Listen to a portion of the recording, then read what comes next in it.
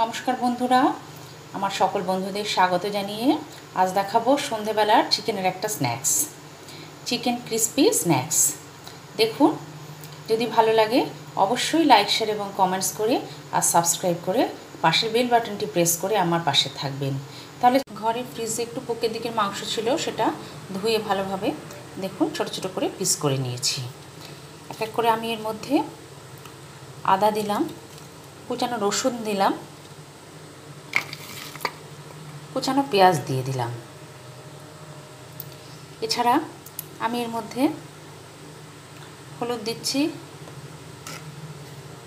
কাশ্মীরি লঙ্কার গুঁড়ো দিচ্ছি, আর দেব নুন। সবই পরিমাণ মতো দিয়ে দিলাম। এছাড়া দেব জিরের গুঁড়ো। সব দিয়ে এটা একবার একটু ভালোভাবে একটু নাড়াচাড়া করে নিচ্ছি। এক এক করে আমি এর মধ্যে বেসন দিয়ে দিয়েছি। এটা ক্রিস্পি চিকেন স্ন্যাক্স বানাবো।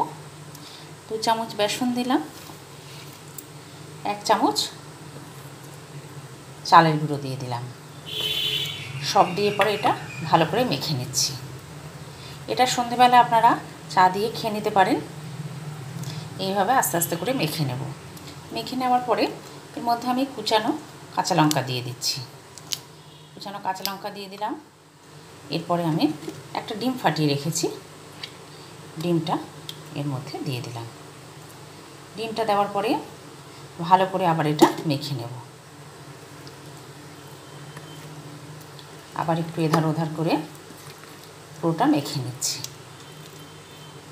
এইভাবে মেখে নেওয়ার পরে আমি এটা 5 মিনিট মতো রেখে দেব।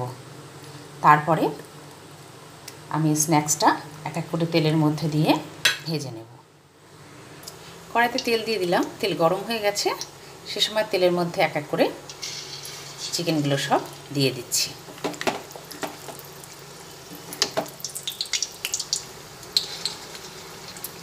এক এক করে প্রত্যেকটা চিকেন দিয়ে দেবো। এখন গ্যাসের ফ্লেমটা একটু বাড়িয়ে রেখেছি।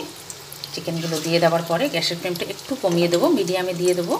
দিয়ে এগুলোকে ভালোভাবে ভেজে নেব। এইভাবে আপনারা সন্ধেবেলার দিকে যদি বাড়িতে কিছু চিকেন থেকে থাকে তাহলে সেই দিয়ে স্ন্যাক্স তৈরি করে নিতে পারেন। দেখবেন চা দিয়ে বা কফি দিয়ে খাওয়ার জন্য ভীষণই ভালো লাগে খেতে। এগুলো বেশ একটু মুখরোচক জিনিসও হয়,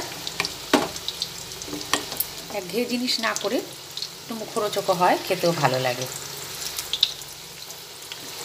আমি এইভাবে বেশ কিছু দিয়ে দিলাম। এরপরে গ্যাসের ফ্লেমটা মিডিয়ামে দিয়ে এগুলোকে ভেজে নেব। গ্যাসের ফ্লেমটা মিডিয়ামে দিয়ে একটা দিক ভেজে নিচ্ছি। দেখি কতটা ভাজা হয়েছে। একটা দিক প্রত্যেকটারই মোটামুটি ভালো ভাজা হয়ে গেছে। এরপরে উল্টে দিলাম, আর একটা দিকও এরকম লাল লাল করেই ভেজে নেব। দুটো দিকই লাল করে ভেজে নিয়েছি। এবার আমি তেলটা ঝরিয়ে সব চিকেনের স্ন্যাক্সের আইটেম এক এক করে তুলে ফেলছি। ভালোভাবে তেলটা ঝরিয়ে নিচ্ছি, এক এক করে তুলে ফেলছি। আপনারা তাহলে দেখলেন আমি এটা কীভাবে করলাম।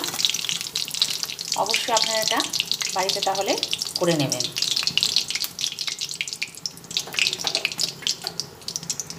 বেশ মুচমুচে করে ভেজে নিয়ে একটা পাত্রে তুলে ফেললাম।